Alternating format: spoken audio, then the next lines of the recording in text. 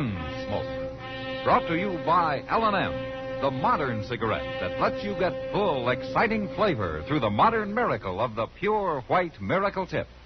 Live modern. Smoke L&M.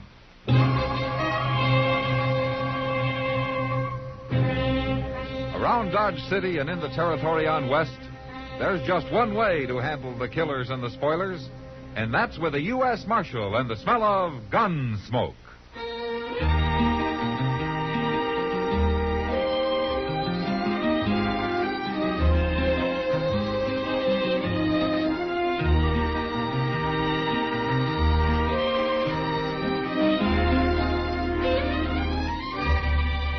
Gunsmoke, starring William Conrad.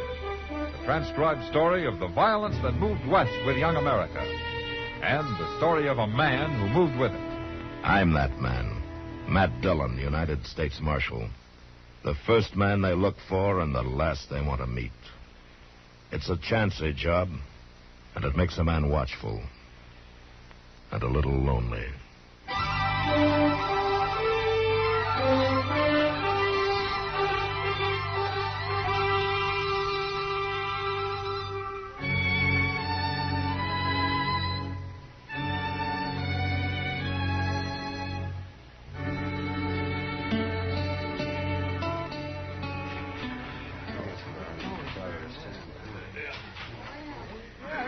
Quiet, neighbors. Quiet now. Oh, my land, Mr. Dillon. I think the parson's going to make a funeral speech. Yeah, it looks that way, all right. I declare if I have to listen to any of that gone to glory talk, I'll just bust a gallus. Well, it can't last too long. Now, quiet down, folks. We got to show the proper respect for this here chap that's deceased. Matt? Oh, Matt. What? Oh, Doc. This is the first time I've ever seen you at one of these Boot Hill parties. Well, I imagine you attend regular, though, don't you, Doc, since you've put so many of them here. No more than you have, Matt. No more than you have. Hey, you fellas down there in the hole. That's deep enough. We ain't going to plan him standing. All right, neighbors, huddle in close now. Let's give Packy the kind of send-off that's due and fit to him. Oh, Reverend Blouse sure does love the sound of his own voice. He gets a $3 fee for this, Chester. Oh. Say, Matt, you really have a reason for being here? Yeah, I have, Doc, but I don't know just what to do about it. All right, folks. I come out here to Boot Hill for the same reason the rest of you come. So we could pay our last respects to a fellow neighbor we knowed and loved. Packy Roundtree. Now, I can't recall I ever seen Packy at any of my meetings. Never seen many of the rest of you there, for that matter. But I still looked on him like all of you did as a fine, upstanding, courageous, God-fearing gentleman. Good, honest, hard-working. A credit to Dodge City and the whole doggone country round about. Is he talking about old Packy Roundtree, Mr. Dillon? That's what he said. Yeah, but Packy wasn't nothing but a measly, miserable, shiftless old grub staker. That's while he was alive, Chester. Trail and a safe bedding down in that happy hunting ground we're all a yearning toward. Well, now he's got a long journey ahead of him, folks, so let's get him started on his way. You fellas that's going to be pallbearers, get your ropes looped under the edge of that coffin. We'll put him down gentle-like. Doc, did you ever hear of a sawbones over at Walnut Springs by the name of Stearns? No. Why? Yeah, because that's who signed the death certificate. Well, it must have been some doctor who was just passing through. Yeah, maybe. Something eating you, Matt? Yeah, Doc. All together now, boy. We lift him up, lower him into the grave, and then slip the ropes out. Just a minute, Parson. Come on, Chester. What do you want? Well, I'm sorry, Marshal. Didn't know you was aiming to speak. I'm not. Well, what do you want? Reverend Blouse, I'm going to have to take a look at the corpse. Well, but Marshal, I told you that his horse rolled on him. Something terrible. He's broke up bad. Well, I've seen men broke up bad before. Chester? Yes, sir? Take that pick over there and pry a board loose on top of the coffin, will you? All right, sir. Now, resent this, Marshal. Why, it's a reflection on my calling. All due respect to you, Parson, but I still got my job to do. Violent deaths have to be certified by the marshal's office. But I told you what happened, and I brought in Packy's body myself. Yeah, that's right, Parson. Already in his coffin, nailed up tight. You about got it, Chester? Yes, sir. There it is. We'll be able to... Mr. Dillon. I see it. Let me have a look here, Matt. I can tell you in 2 minutes what he died. What? Who died of, Doc? There's nothing here but some straw and a bunch of rocks.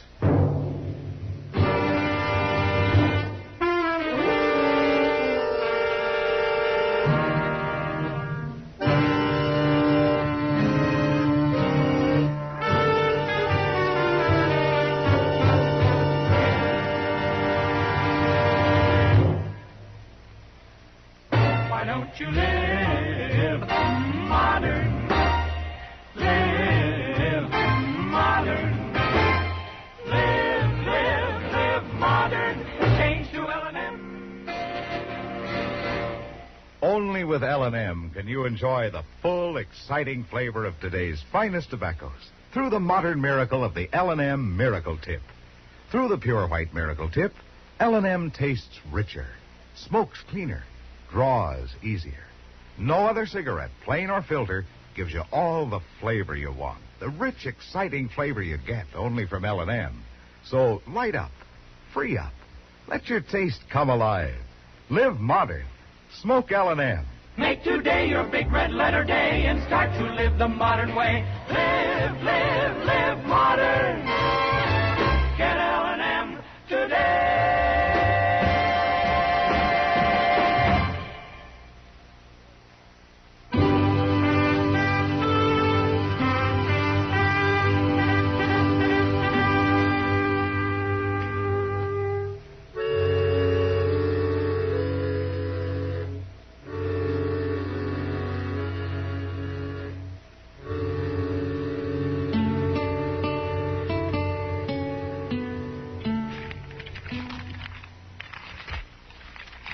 Jackson, Prager, Raymond, Blake, Morales, Snyder, Creed, and... there's nobody named Hawkins in these bulletins, man. Alice not here either, Doc. But I didn't figure it would be. You think maybe the Parsons line? No, I figured it just wouldn't be as easy as finding the name in a stack of wanted bulletins, that's all. I can understand Packy Roundtree taking on a partner. Why, the old coot never had one before. Yeah, no, Doc. But that's who the Reverend claims turned the coffin over to him out at Walnut Springs, a man named Preston Hawkins. He said he was Packy's partner, and he gave the Reverend a will to file, leaving everything Packy. All together now, boy. We lift him up, lower him into the grave, and then slip the ropes out. Just a minute, Parson. Rocks, Matt. Packy may not even be dead. And so the will's worth nothing. No, but it might have been if that box had been buried according to plan. Sure. All I own, I leave to my partner, Preston Hawkins. But Packy never owned anything in his whole life, Matt. That's got me beat, Doc. If it was anybody but Reverend Blas who'd brought in that box, why... Dillon? Oh, what'd you find out at the assay office, Chester? Well, sir, Pete done everything but run these rocks through his furnace. What did he decide? He said they might have come from any one of a dozen different places. But they ain't float rock out of some river bottom. Oh, what do you mean? Well, Pete says they're fresh broke, like they've been mined. He says they're pretty good ore, lead and silver. Yeah. Maybe Packy did own something after all. And Pete said somebody else come in with a piece of this same kind of rock this afternoon, some stranger. What? Well, what did he look like? Heavy set, beefy. Pete's seen him around town the last couple of weeks. Wonder who it could be. I don't know, Doc. But that's something I'm going to find out.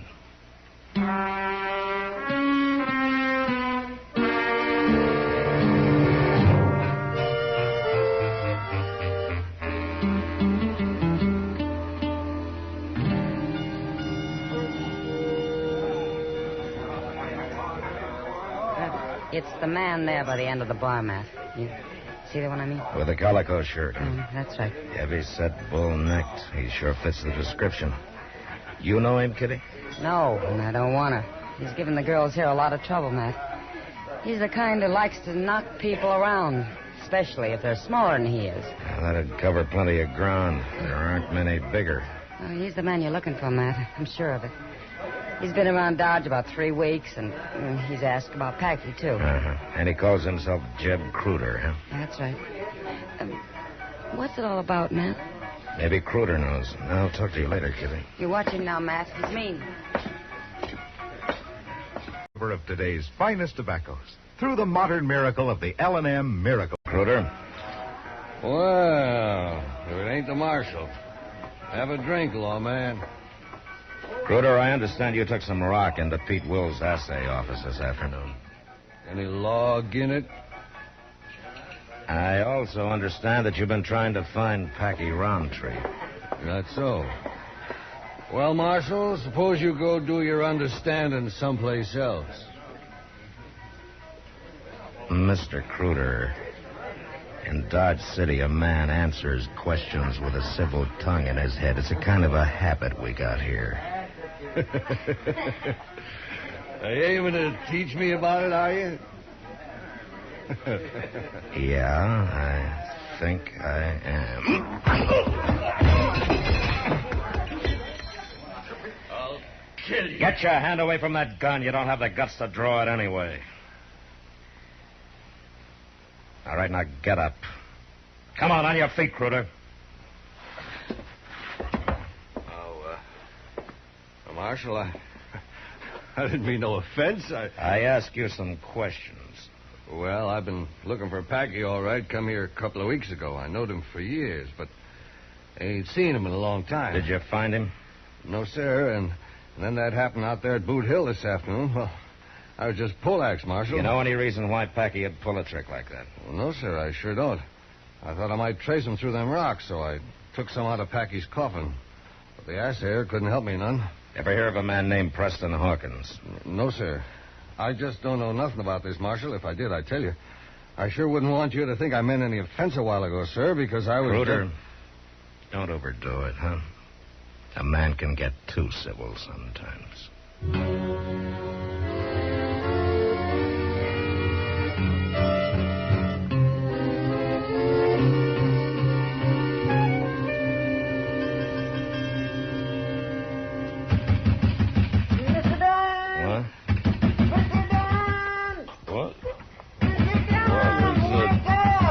All right. Hold your horses. I gotta talk to you, Mr. Dillon. All right, just a second. Mr. Dillon! What's the matter, Chester? I'm right sorry to wake you up, but the parson's over at the office, and he says he's got to see you. Reverend Blouse? He sure picks a fine hour to come calling. Well, he ain't calling exactly. Truth is, he's awful upset, Mr. Dillon. Oh, what about? You won't never believe this, but the parson says he wants to confess.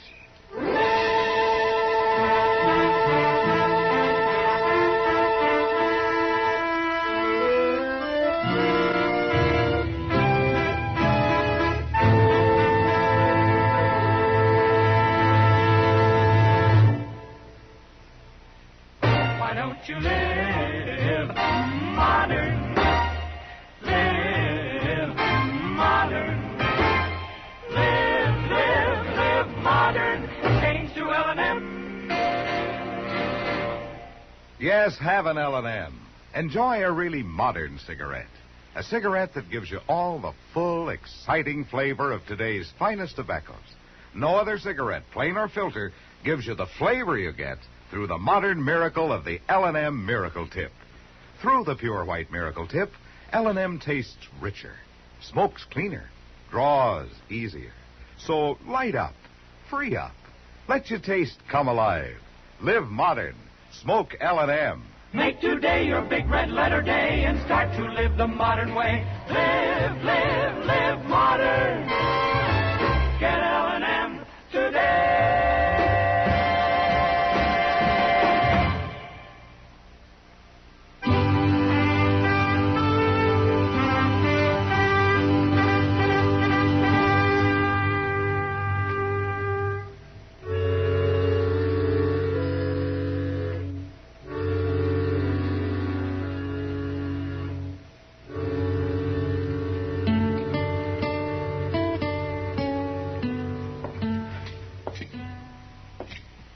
With all due respect, Parson, that's about the tallest story I've heard in years. Well, I didn't lie to you, Marshal. I maybe just let you mislead yourself a little. Now, you claim that Packy Roundtree met you outside of Walnut Creek and asked you to help him, huh? He was in mortal fear of his life, Marshal. That's the only reason I done it. He showed me the paper where he'd gone to in Hayes and got his name changed legal to Preston Hawkins. Yeah, go on. He gave me that will of his at the same time, leaving everything to Hawkins, or rather to himself under his new name. And he gave me the coffin and asked me to bring it to Dodge and have a burial service. Well, in a way, since he changed his name legal, Packy Roundtree was dead, to all intents and purposes. And that's just how I looked at it, Marshal. And if it was the only way of helping him out of his trouble, I was glad to do it.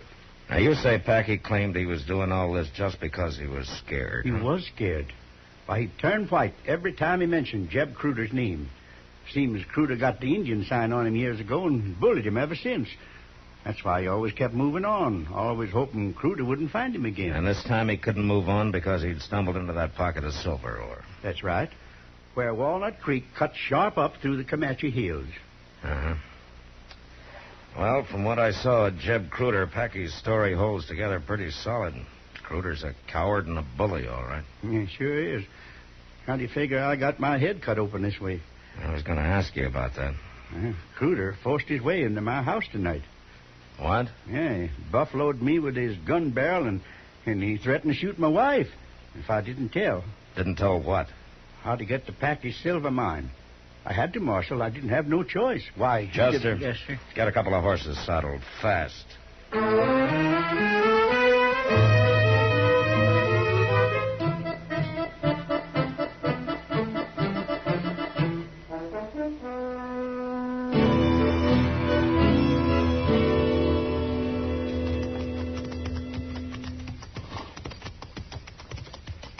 There's smoke coming up over yonder, Mr. Dillon. Yeah, he must have a cabin there in the brush. Now, wait a minute. Now, there's the opening to his mine shaft there. Well, I declare if that don't beat all. He sure has got things mighty well hid. Mr. Dillon? Yeah, there's a horse tied in the bushes. I wonder if by any chance... Hit the ground, Chester. There goes somebody running across the creek. Yeah, and it's Jeb Cruder. Well, he's heading for the mine shaft. Hold it, Cruder! He run inside. Yeah, but it's probably the only way back out. Come on, Chester. Darn fool. Ought to have better sense than to run for a place he can't get out of. I guess he was surprised he wasn't expecting anybody to ride in on him. That's fair enough, Ellis. Now you stop right there in your tracks. Why, it's Packy Roundtree. Yeah, just take it easy, Chester. It's a fine darn thing. Man works all night in his diggings and can't even get his breakfast without somebody shooting up a ruckus.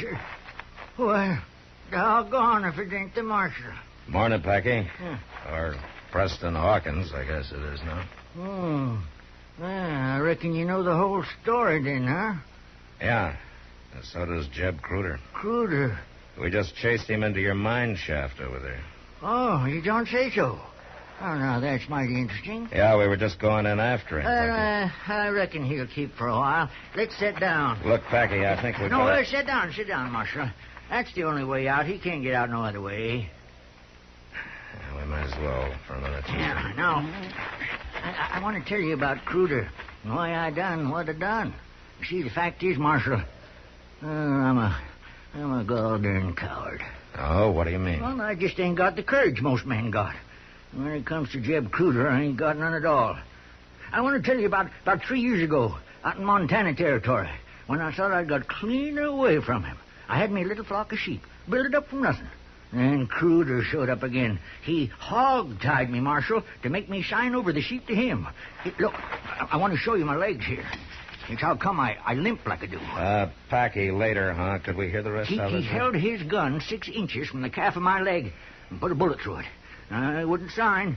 Then he put a bullet through the other one. I signed, Marshal. Well, he ought to be hung doing a thing like that. What? Merciful heaven, well, that come from the mine shaft. Yeah, right on time. Well, that's darn good fuse. Come on, Chester. Let's see if we can get him out of there. Oh, no, Marshal. You can't go in there. Oh? No, not now you can't. See, I worked all night and got me around to drilling. 13 holes and loaded them up. 5, 6...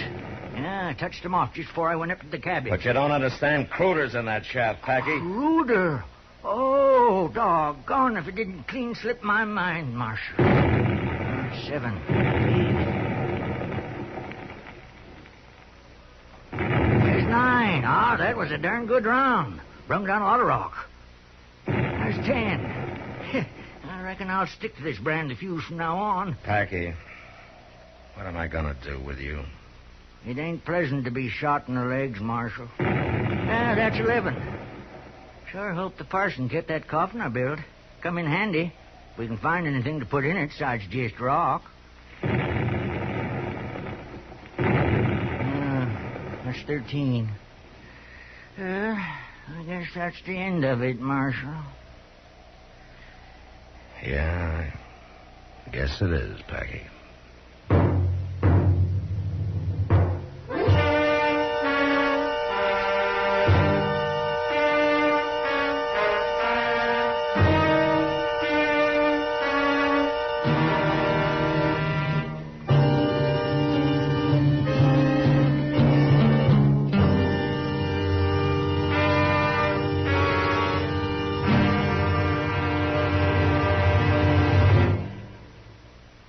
In a moment, our star, William Conrad.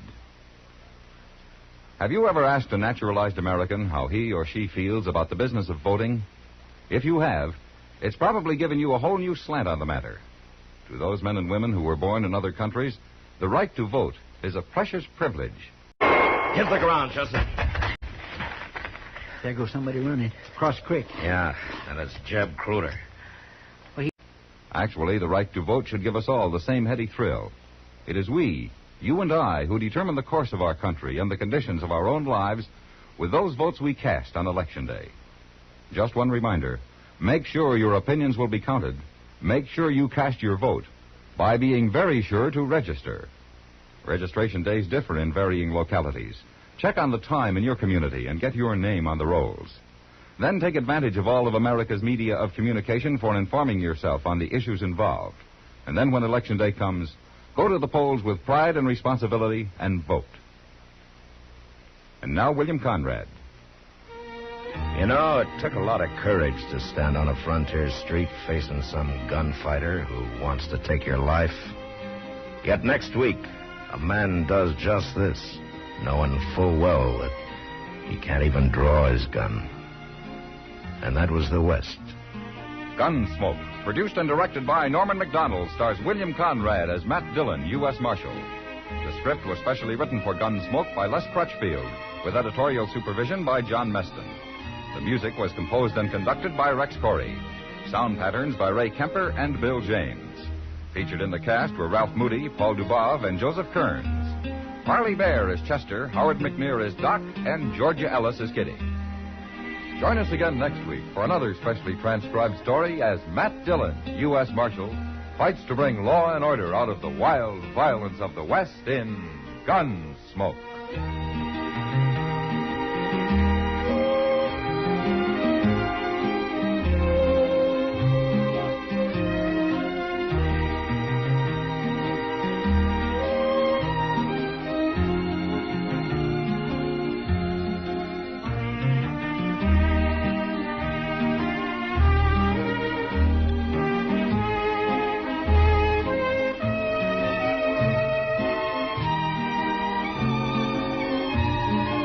Get him out of there. Oh, no, Marshal. You can't go in there. Huh? No, not now you can't.